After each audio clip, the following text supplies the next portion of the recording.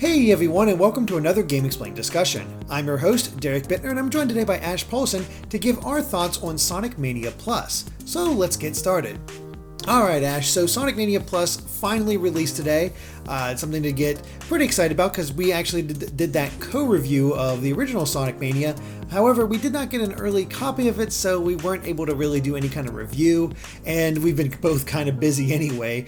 But we did spend all day playing through Mania, except, well, I guess mainly the Encore Mode, which is kind of the big new feature other than Mighty and Ray for the game. So just in an overall sense, what have you thought about Mania Plus so far? It's a fairly slight update. Like, I don't think you should go in expecting like a massive update. It really isn't. I mean, I think Encore Mode, the name is apt. It really is an encore. Like, it's another mini extra performance with slight changes. It's not a completely new, it's not a 1.5. It's not any sort of sequel. It's very much, a retooled version of the original. And on one hand, it's slightly disappointing that it isn't more. On the other hand, it's $5. And for $5, I feel like, the changes you're getting, the retooling you're getting, that's worth it. Yeah, you're getting some retooled stages. You're getting two brand new characters that play completely differently from any other Sonic character before in a 2D space. So, that was all new design and concept.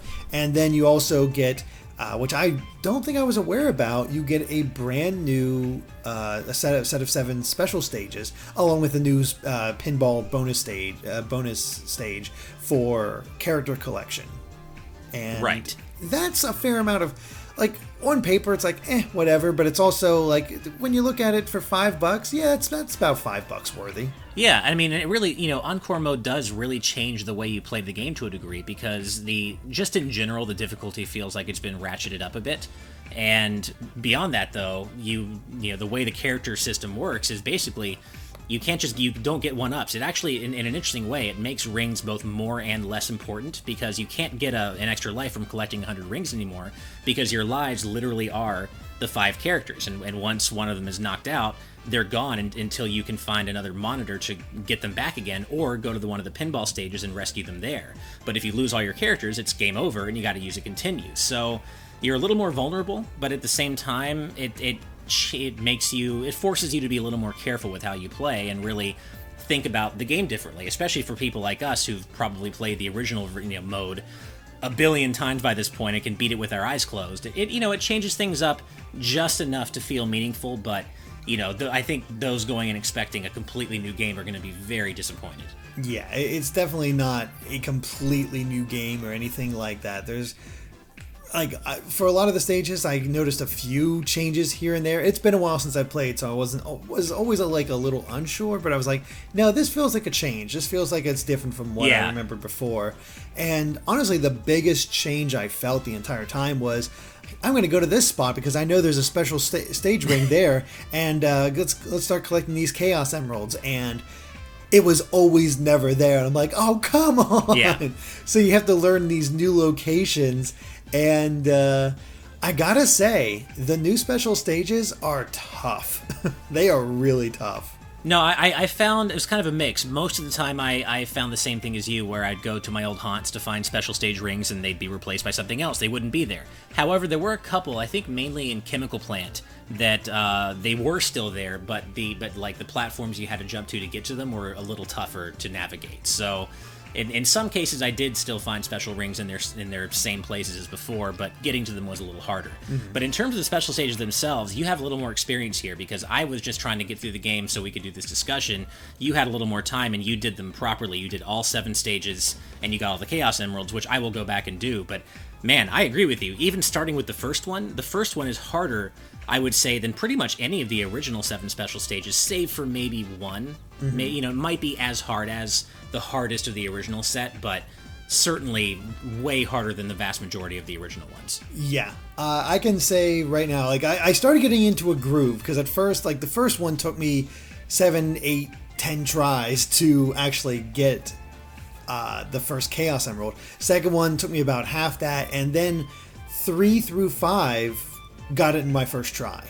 Had no issues. Okay. So I felt like I was getting into a groove. And then, of course, 6 took me a few more tries, and 7 was definitely a bit tricky, because there's a lot of jumps. There's a lot of places you to fall off. So The thing that I noticed with these new special stages is that you're pretty much required to get up to stage 3, to Mach 3, I guess I should say, in order to catch the UFO because it has such a head start. And I caught a few as I was in Mach 2, as I was able to optimize my route and got them. And again, those were mainly the middle ones. But for the most part, I needed to get to Mach 3 in order to stand any chance of catching these things. And some of these turns are super tight, or really well, you need some good timing in order to make a lot of the jumps that you need to, especially with stage 7.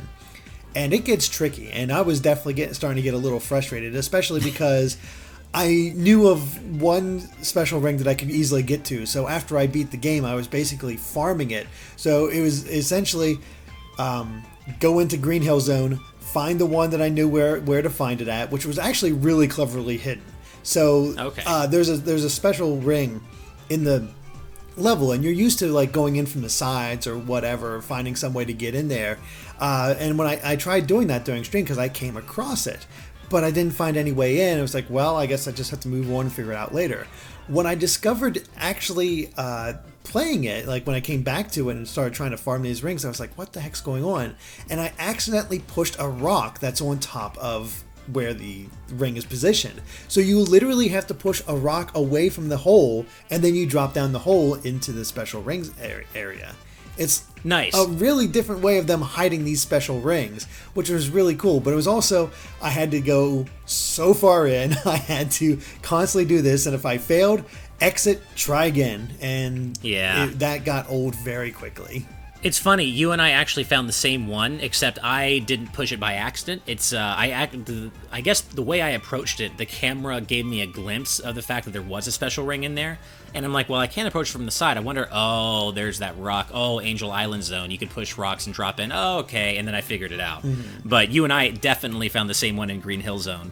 And I think the one I mentioned earlier, there's one Chemical Plant Zone near the beginning of Chemical Plant Act 2. And so I think I might. Well, I can't farm that one actually because you have to start at Act 1. So I'll have to find. I'd recommend the Green Hill Zone one. It just seems to be the easiest to get to. Yeah, okay. But it's interesting that you what you say about the special stages themselves and almost how they require that you go to Mach 3, because my go-to strategy for the original stages eventually became, and I think this is true for a lot of people, just stick with Mach 2, because there's never really any reason to go to Mach 3, because it gives you, puts you more at risk of flying off the special stage, while not really giving you any advantage because all the emeralds are easy enough to get with Mach 2. Mm-hmm. So I think it was very smart of them to design this new set of stages to require you basically to get to Mach 3 and actually put yourself at risk of losing.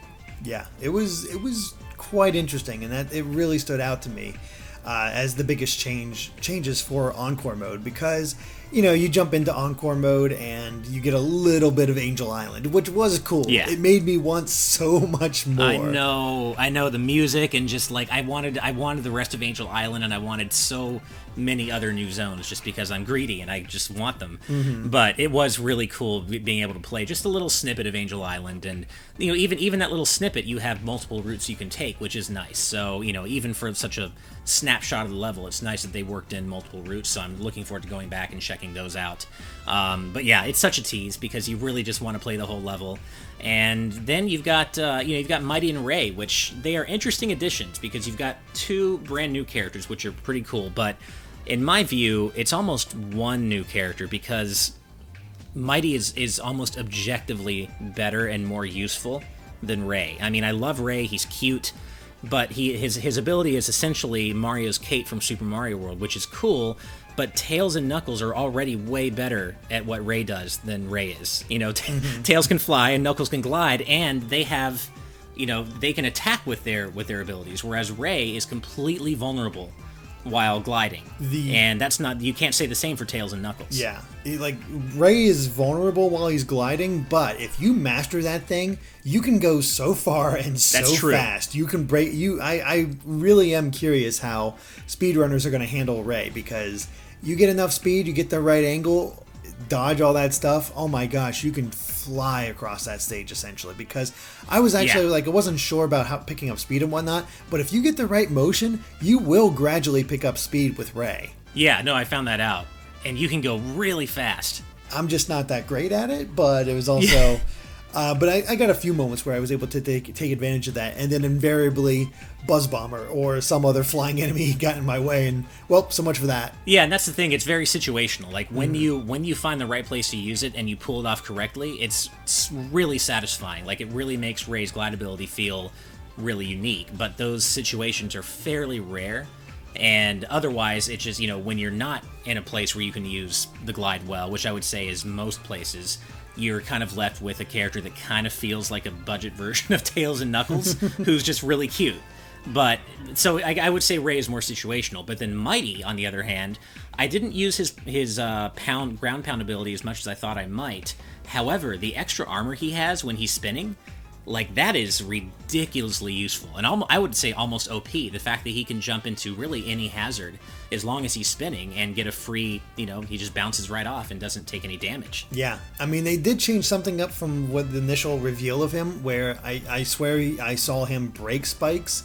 He cannot do that in this. Oh, okay. I tried that specifically and I couldn't do it. But there was also like the Rhino enemies with the bumper on top of them. If you use that ground pound on them, kills him instantly. You don't get bounced back. Oh, up. I didn't find that out. That's cool. Yeah, so he is stronger. That ground pound will tear through just about anything. And if you're trying to go downward, it'll send you down very quickly. Yeah. But he is kind of easy mode because as long as you're rolled up in a ball, spikes are not going to hurt you, and a lot of projectiles are not going to hurt you. Like, they will bounce off as if you're in a shield, and it makes Mighty just kind of like a nice beginning character to play as. Yeah, and I do like his ground pound ability for the way it's able to stop momentum. So if you're flying, if some gimmick in a level has sent you flying in a way you don't want to go, as long as you can get into a state where you're spinning, you can cancel that momentum completely and get back on track. So I do think that Mighty and Ray have interesting, mechanics to them that are going to make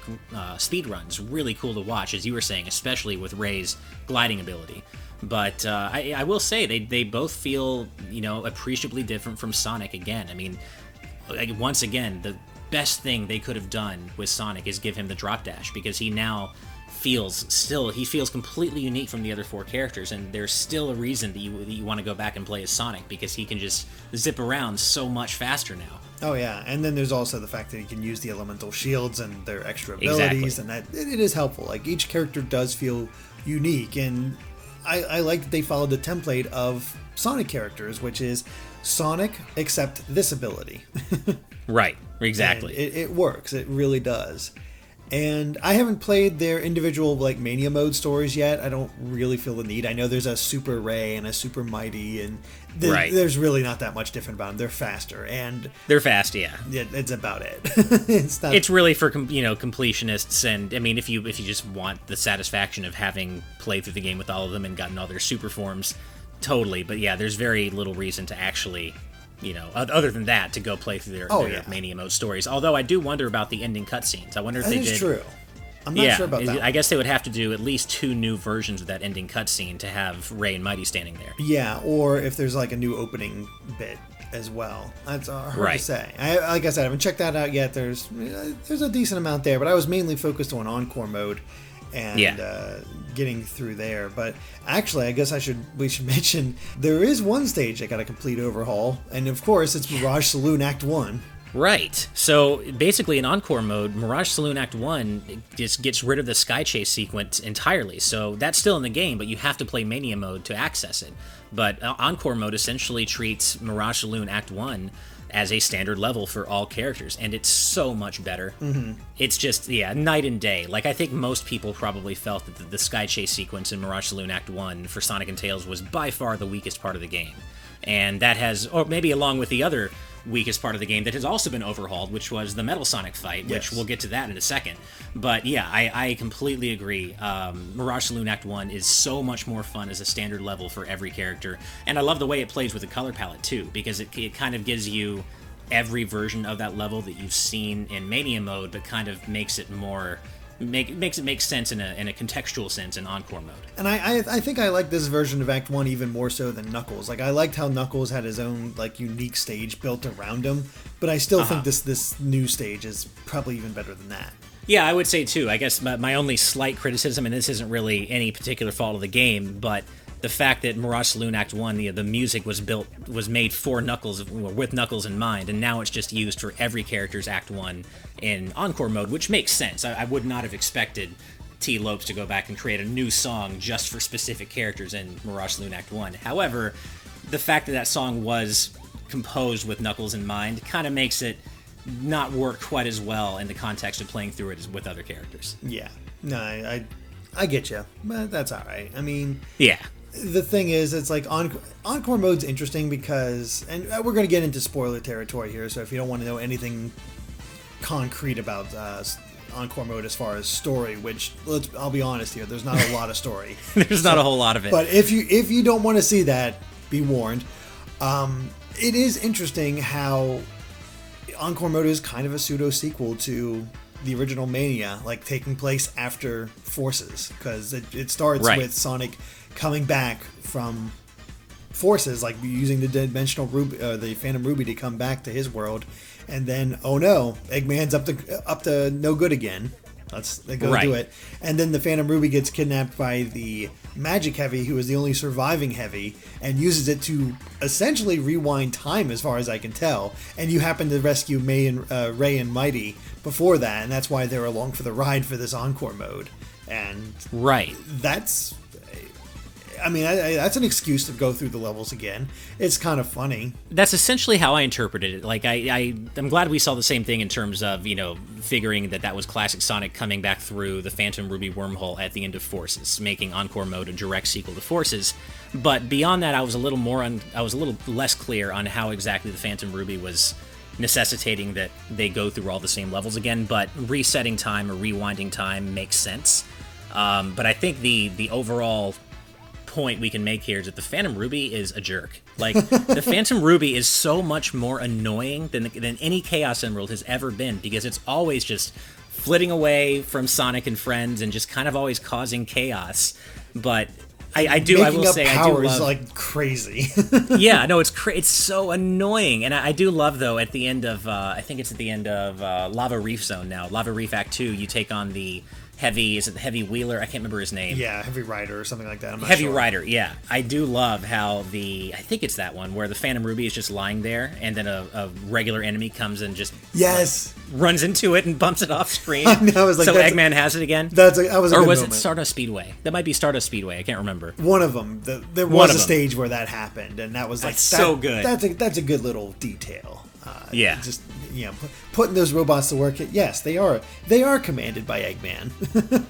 Exactly. Yeah, and that was a cute little bit of personality. And in general, the new level transitions they added, not between every level, but certain levels, really do help flesh out certain aspects of the original game that were a little vague, like what exactly is Titanic Monarch. Like, I liked at the end of Metallic Madness, or I think is at the end of Lava. Yeah, the end of Metallic Madness. You can actually see the outline of what Titanic Monarch is. It's like this giant mech, and you can suss that out eventually playing through Mania mode. But it's nice that Encore Mode kind of... Well, I guess it probably shows up in both modes now, but I do like that these new stage transitions really help flesh out exactly what's going on here. Yeah, and I like too that, especially with Encore Mode, like, or even the original, because in both you start out on Angel Island. And the idea that you can get from this now with all these stage transitions is that you start out on Angel Island to investigate the Phantom Ruby. You get transported to Green Hill Zone, and you're trying to make your way back to Eggman. And along the way, you work your way back to Lava Reef, which is back to Angel Island essentially, and then you see that little planet has been attached to it. And that's how you get to Metallic Madness, and then eventually the Titanic Monarch, which is on Little Planet. Yeah, it's like he's using Little Planet's technology or energy or whatever to create this new war mech. Yeah, the only thing that doesn't make any sense is why are we in Stardust Speedway partway through, which is also on Little Planet. Yeah, I don't think you're supposed to ask that question, but no, I completely agree. But yeah, so it does help connect the dots a little more, but there are certain things that still don't exactly make sense, but at the same time, this is a Sonic game. It's not exactly... Yeah, it doesn't have to. Yeah, like 2D Sonic. Why was Sonic going through all those stages? Well, he had to. That's all. Yeah, exactly. Who cares? But I do have to specifically call out one of the major changes they made for Sonic Mania Plus, which is how they completely retooled the Metal Sonic fight. Mm-hmm. And I actually had avoided spoilers. Like, I know that all that stuff was leaked by accident by Sega, like when they pushed an update early, but I actually avoided that because I wanted to go in fresh when the actual Plus came out.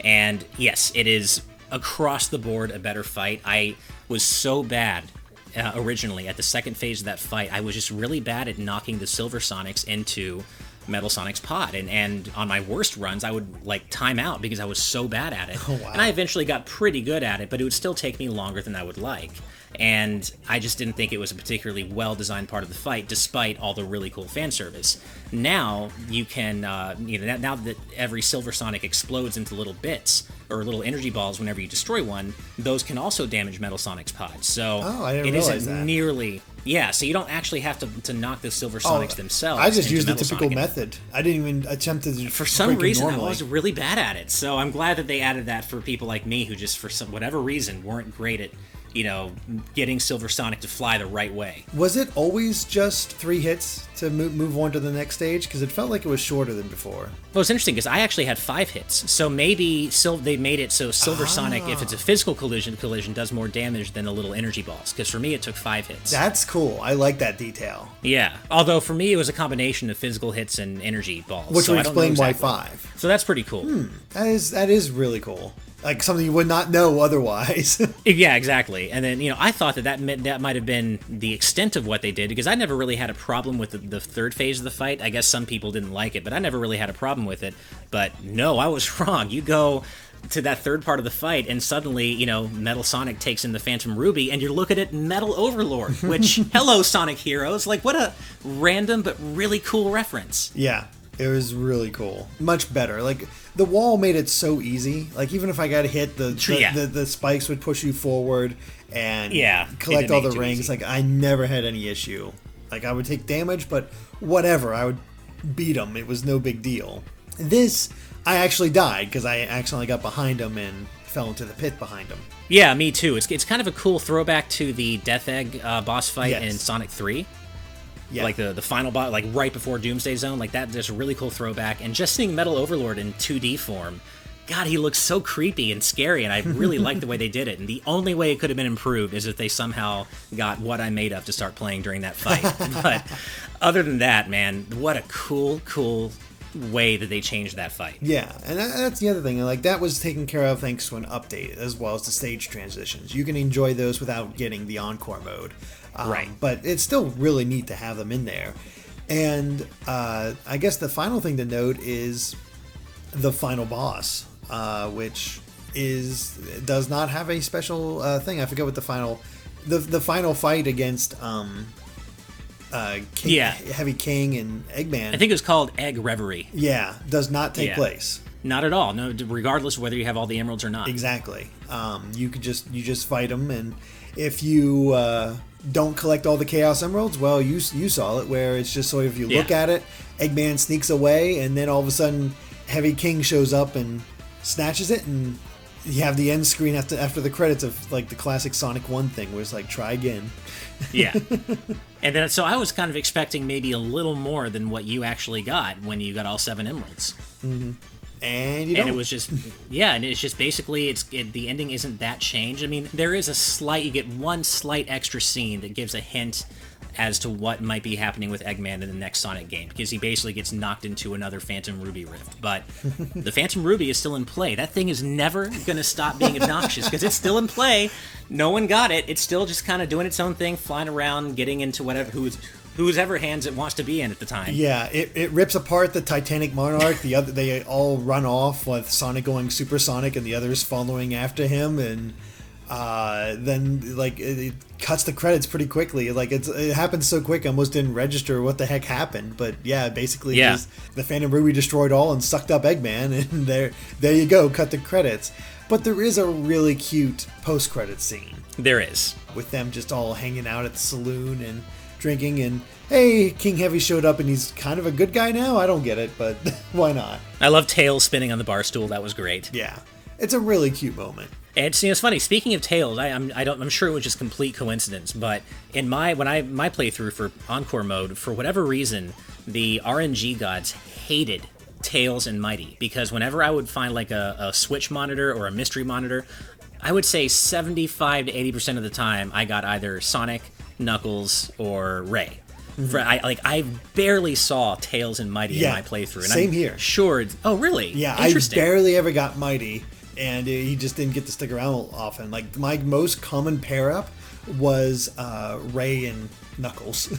Yeah, I think my most common pair-up was either Sonic and Ray or Sonic and Knuckles. Those are my two most common pair-ups, and Tails became a little more common toward the end of the game, but yeah, Mighty just kind of stayed somewhat rare, and I can only imagine it's just random, but it is kind of strange that you and I both had that same experience. Maybe they know he's a little broken. Could be, actually. That could be it. The first time I played through Encore Mode, I had Mighty for the Act 1 boss fight of Titanic Monarch, and he destroyed that enemy. Like, all those balls in the way didn't affect him at all. It's just like, okay, jump, jump, jump, jump, no issues, no problem. And then, treated normally for the second half of that fight. But yeah, so Mighty is kind of easy mode. No, he definitely, he seems like it. How did you feel about the new special stage, the pinball thing? It's fine. I mean, yeah, it's cool how the table expands, but I got to the top and it was like, okay, it's nothing's happening. Like, you can farm continues as much as you want there if you're good enough at pinball, but eventually I was like, okay, I'm not getting anything out of this.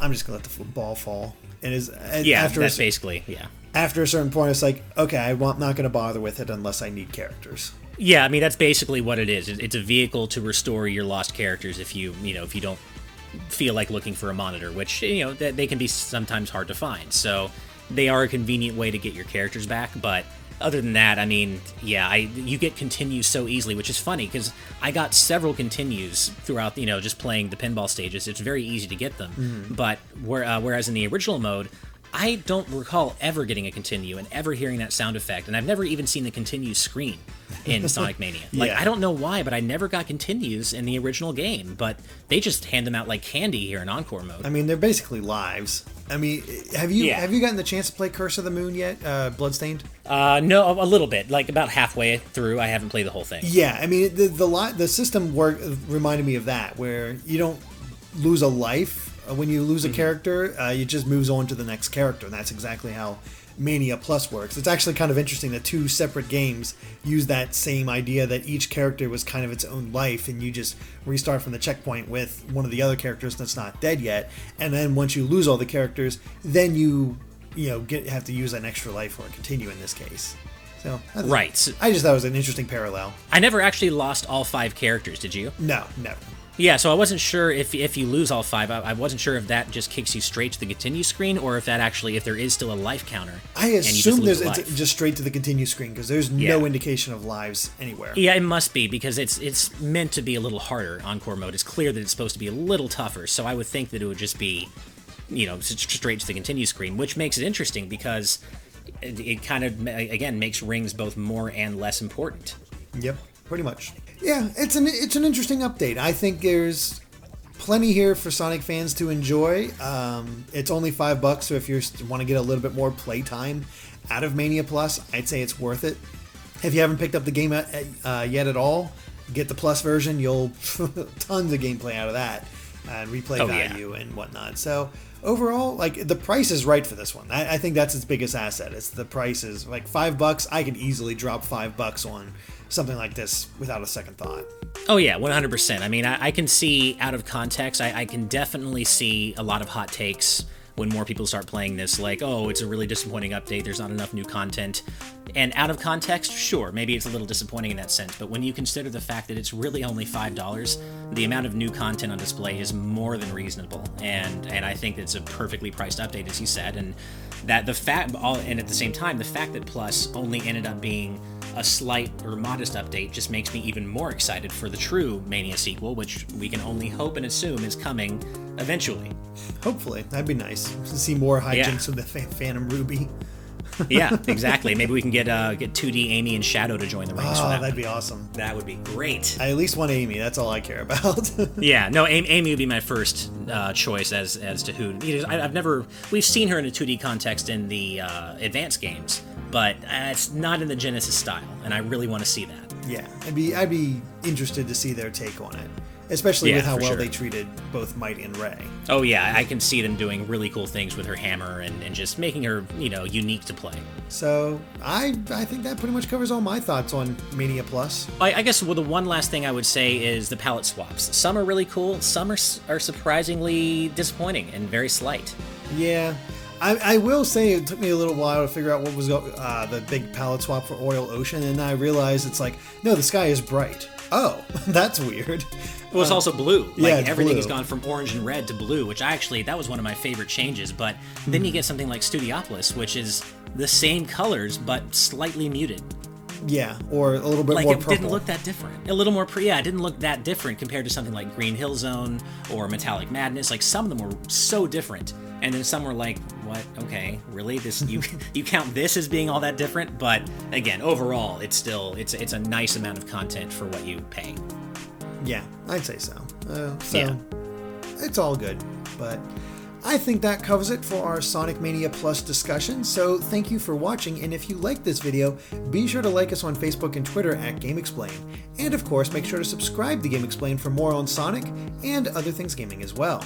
Until next time, bye.